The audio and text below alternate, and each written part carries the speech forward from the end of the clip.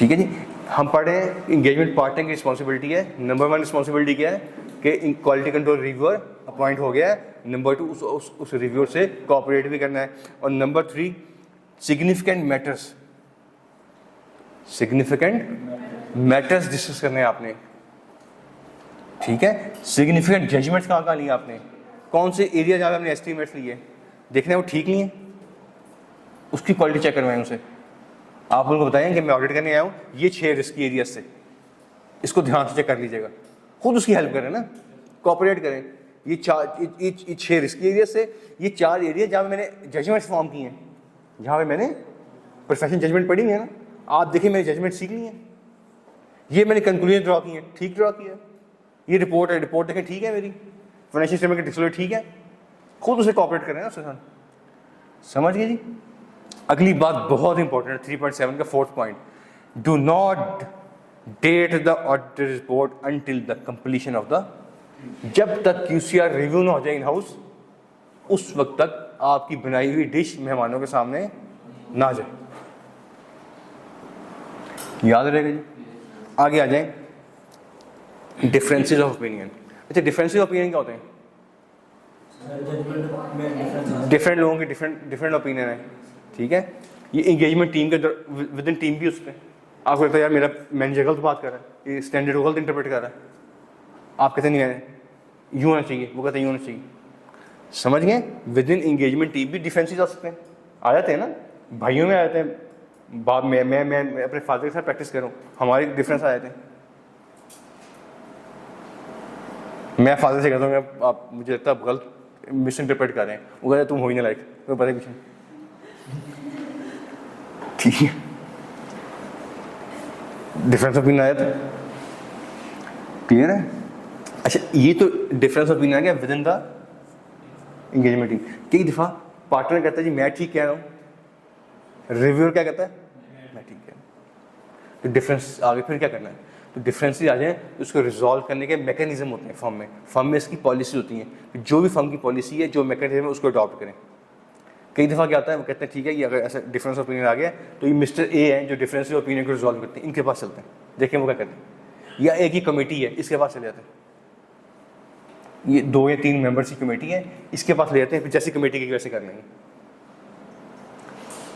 चले आगे, जल्दी से पढ़िए क्विकली, फिर हम आगे चलते हैं। If differences of opinion arise within engagement team or between the engagement team and the quality control review, समझ गए, दोनों बातें करें, एंगेजमेंट टीम में भी डिफरेंस आ सकते हैं और डिफरेंट टीम और रिव्यूअर में आ सकते हैं, or individual performing activities within the firm system of quality management. इसमें थर्ड लाइन में कहता है the engagement team shall follow the firm's policy and procedures for dealing and resolving with the differences of opinion. वो जो मैंने आपसे बात की, एक मैकेनिज्म है, एक कमेटी बनी होती है, एक ठीक है। करना है जी आपने, द एंगेजमेंट पार्टनर शैल जी, Partner shall take responsibility of differences of opinion being addressed. जो डिफरेंस ओपिनियन बीइंग एड्रेस हो गए, ये तो नहीं कि वो एंगेजमेंट पार्टनर चीख रहा है, वो रिव्यूअर चीख रहा है कि या ये मसले हैं, आप ठीक है रिपोर्ट सेंड कर दो। नहीं, जब तक वो डिफरेंस ओपिनियन रिजॉल्व नहीं हुए थे, उनकी अप्रोप्रिएट लेवल पे रेजोल्यूशन नहीं हुई थी, तब तक आपने रिपोर्ट साइन नहीं करनी। आगे पॉइंट 2 में Determine that conclusion reached are documented and implemented. जो कंक्लूजन उस डिफरेंस ओपिनियन की क्या कंक्लूड किया आपने, उस कंक्लूजन पे रीच किया आपने और उसको डॉक्यूमेंट किया आपने। ठीक है, देखिए रिव्यू करवाने का मकसद ये एक जनरल फजूल सी प्रैक्टिस नहीं है। इसका मतलब क्या है कि जो इशू है ऑडिट में वो रिजॉल्व हो जाए, इससे पहले कि पब्लिक के पास चले जाए। अब 2 लोगों में डिफरेंस आ गया, वो भी इक्वली प्रोफेशनल बंदा है, वो भी इक्वली प्रोफेशनल बंदा है, उसकी क्वालिफिकेशन भी उस लेवल की है, ऐसे ही है ना। तो क्या करें, जो भी फर्म की पॉलिसी है वो उसके मुताबिक उसके रिजॉल्व करवा दें। वो क्या है, मैंने बताया फर्म्स में इसके प्रॉपर मैकेनिज्म होते हैं कि डिफरेंसेस ऑफ ओपिनियन कैसे रिजॉल्व करना है। चलें जी आगे हैं जी। Do not date the auditor's report until any differences have been resolved. ठीक है, ऊपर बात करता है, ऊपर वाले 3.7 में कि जब तक रिव्यू ना हो जाए ऑडिट रिपोर्ट साइन ना करें। यहाँ कहते हैं जब तक डिफरेंसेस ऑफ ओपिनियन रिजॉल्व हो जाए तब तक ऑडिट रिपोर्ट साइन ना करें। आगे मॉनिटरिंग में ना उसको मैं बता दिया कि मॉनिटरिंग क्या है। जब भी कोई सिस्टम बनता है तो मॉनिटरिंग होती है इसको। कि ठीक चल रहा है, अल्लाह ने मेरा सिस्टम बनाया है ना, मैं ठीक चल रहा हूँ, इंसान का बंदा बन के चल रहा हूँ, तो मेरे पे क्या है, सिस्टम है, चेक एंड बैलेंस है, बैठे हुए राइट लेफ्ट वो नोट करी जा रहे हैं, ठीक है। और फिर इससे एक्शन भी होते हैं, ऐसे ही सिस्टम होता है। ऐसी क्लास का मॉनिटर क्या करता था, जब टीचर जाते थे क्लास से निकलते थे, अगले टीचर के आए थे 7-8-10 मिनट होते थे, वो चार्ज लेता था, देखता कि कोई प्रॉब्लम तो नहीं आ रही, कोई डिसिप्लिन इश्यूज तो नहीं आ रहे, ठीक है। और जो डिसिप्लिन हरकतें करता था उल्टी सीधी, उसका नाम नोट करता था और टीचर को, ठीक है। तो सबसे नापसंदीदा शख्स होता था मॉनिटर क्लासेस का। लोगों ने उसके निकनेम रखे होते थे, कोई इसको लोटा कह रहा होता था, कोई इसको स्केचेटू कह रहा होता था, कुछ कह रहा। एग्जैक्ट एम मॉनिटरिंग, जहाँ पे गड़बड़ आई है, जिसने किया उसका नाम आइडेंटिफाई किया, ये गड़बड़ है। और ऑब्जेक्टिव क्या है कि सिस्टम ऑफ क्वालिटी कंट्रोल, जहाँ पे कोई लूप होल है इसमें, जहाँ पे कोई डेफिशिएंसी है, वो फिक्स हो जाए। क्वालिटी को मेंटेन किए बगैर हम ऑडिट रिपोर्ट इशू ना करें, जहाँ सिस्टम में कोई डेफिशिएंसी है उसको फिक्स करें, ठीक है जी, याद रहेगा। अच्छा, टेकिंग ओवरऑल रिस्पॉन्सिबिलिटी किसकी है जी, वो एंगेजमेंट पार्टनर जी। मैं इस पर टाइम नहीं वेस्ट करूँगा, इस पर आगे चलते हैं, ठीक है। आगे आ जाए डॉक्यूमेंटेशन क्या करनी है जी। 230 कहता है कि आपने डॉक्यूमेंटेशन करनी है। 230 हमारे कोर्स में भी हम पढ़ेंगे, अगला चैप्टर शायद वही है 230।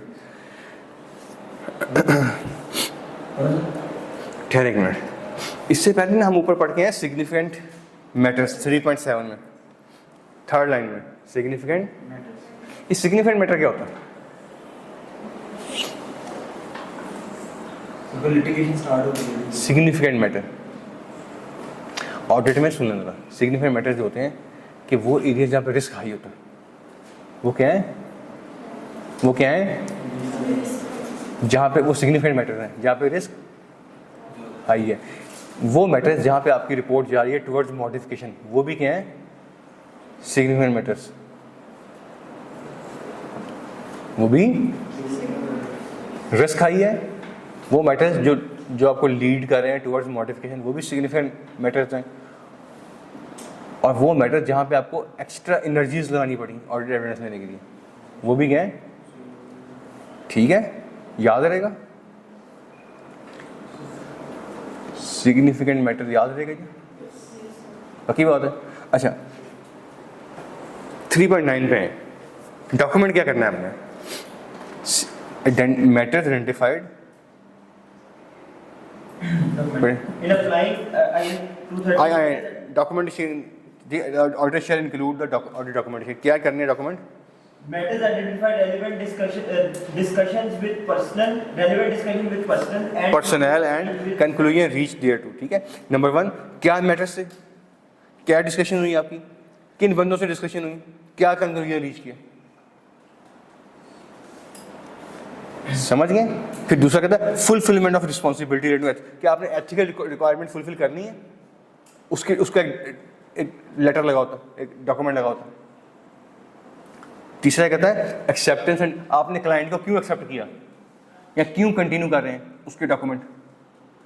या अगर इसे मैं कहूँ प्रिलिमिनरी एक्टिविटीज का रिजल्ट लगा होता, किस बेस पे ऑर्डर आपने ऑर्डर एक्सेप्ट किया, ठीक है। आगे हैं जी, the nature and scope of and conclusion resulting from consultation undertaking during the ठीक है।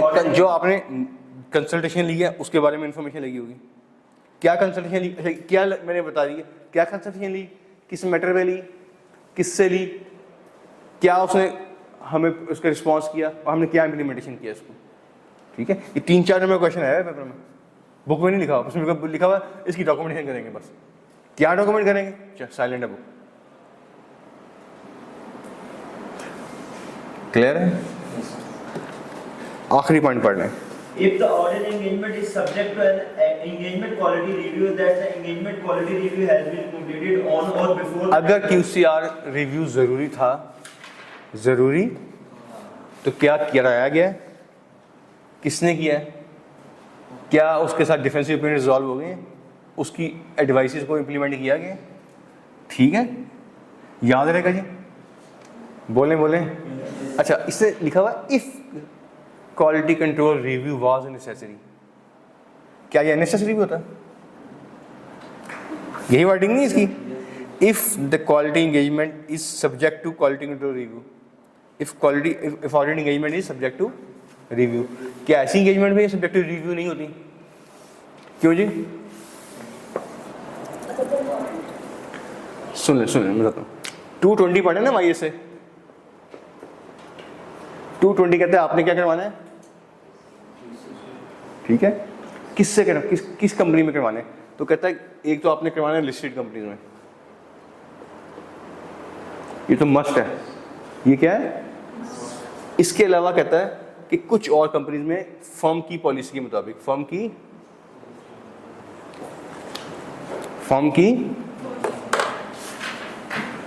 जैसे मैं आपको अपनी फर्म को बताता हूँ, मेरी फर्म की पॉलिसी क्या है कि हम ऑडिट करेंगे, हम QCR करेंगे लिस्टेड कंपनीज का और PICs का, समझ गए, याद रहेगा।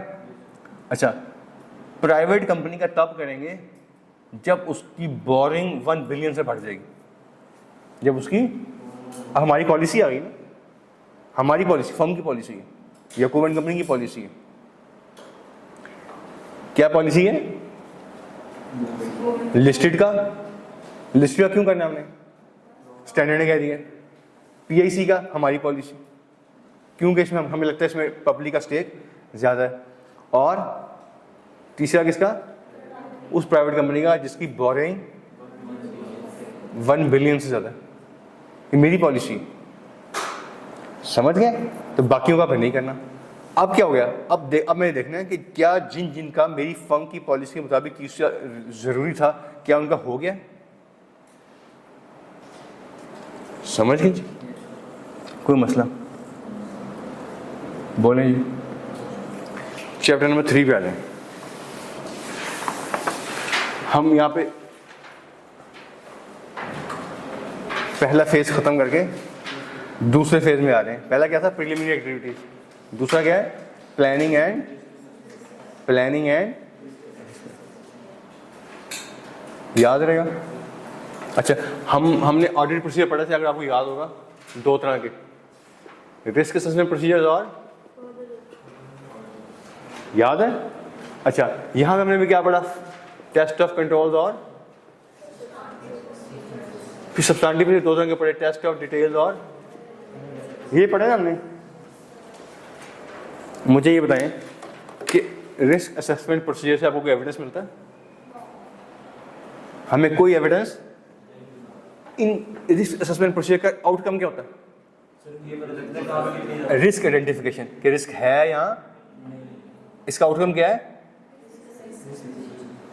आइडेंटिफिकेशन, कि रिस्क है या आइडेंटिफाई करना है ना। और दूसरा अगर है तो असेसमेंट कितना है। मैं रिपीट कर रहा हूँ, रिस्क असेसमेंट प्रोसीजर का चैप्टर नंबर 3 जो हमने पूरा पढ़ना है, इसका आउटकम क्या है? रिस्क है या, अगर है तो, अगर मैं शॉर्ट लिखूँ इसका ऑब्जेक्टिव क्या है? Identification of risk and assessment of risk, समझ गए?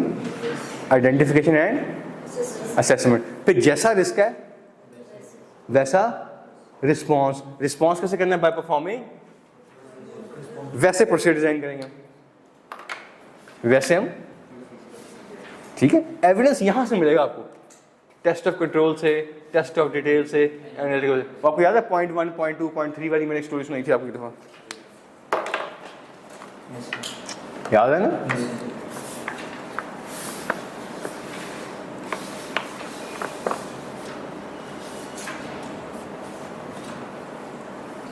चलें जी, मोरल हाई है,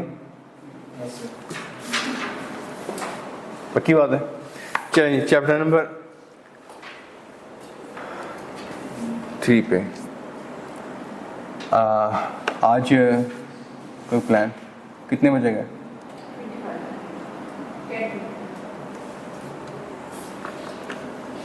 चैप्टर नंबर 3 चैप्टर नंबर 3 में सबसे पहला स्टैंडर्ड कौन सा है? 300। 300 कौन सा है? प्लानिंग।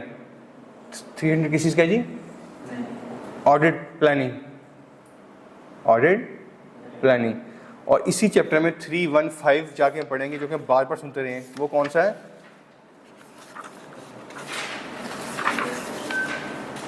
पेज नंबर 44 पे आप आए, रिस्क। ठीक है, अच्छा 300 ऑडिट प्लान का हो गया। 300, अच्छा यहाँ पे आपको याद होगा जब मैंने पहले भी लिखा था, मैंने क्या लिखा? 315। और यहाँ पे क्या? 330। ये देखें यहाँ पे आपको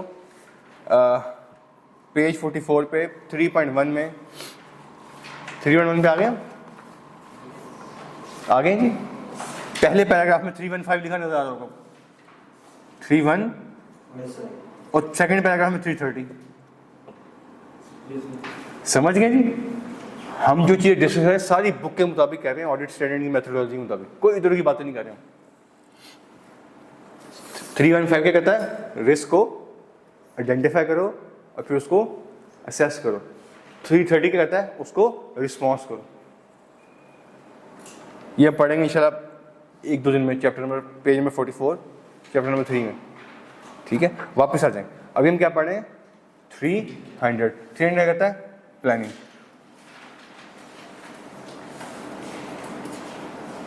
ठीक है जी, प्लानिंग क्या है जी? स्टैंडर्ड का ऑब्जेक्टिव पढ़ेगा। ऑब्जेक्टिव क्या है? ऑब्जेक्टिव क्या है?